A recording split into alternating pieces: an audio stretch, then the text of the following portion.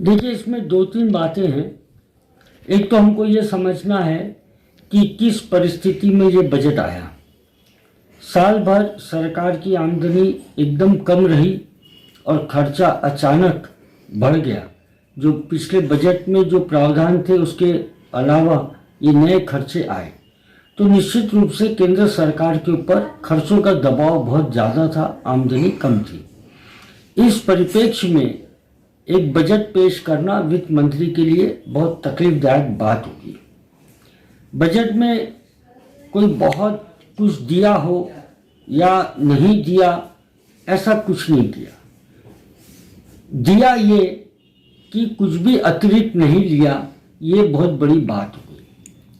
मगर जो पूरा बजट भाषण हमने सुना तो उसमें उन्होंने अपनी योजनाएं बताई।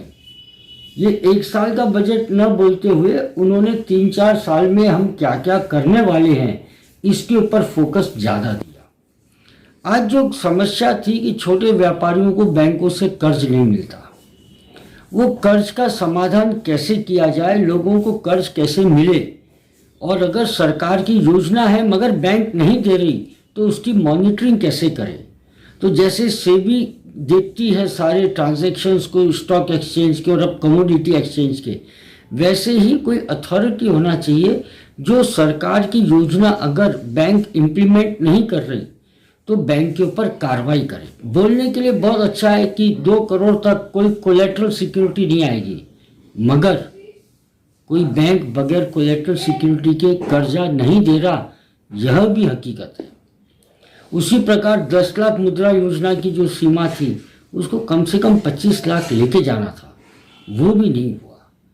आयकर का जो इन्होंने सहूलियत देने की बात की तो स्रोत पर कर के कटौती और सेक्शन 206C जिसमें बेचा तो टैक्स वसूल करना पड़ेगा, व्यापारी ये सब चीज़ों से बहुत त्रस्त है। तो इसके बारे में भी कुछ उम्मीद थी, मगर ठीक है, कम से कम एक अच्छा बजट पेश किया गया। किसी प्रकार का कोई बोझा आम आदमी पे नहीं डाला गया, यही इस बजट की उपलब्धि है।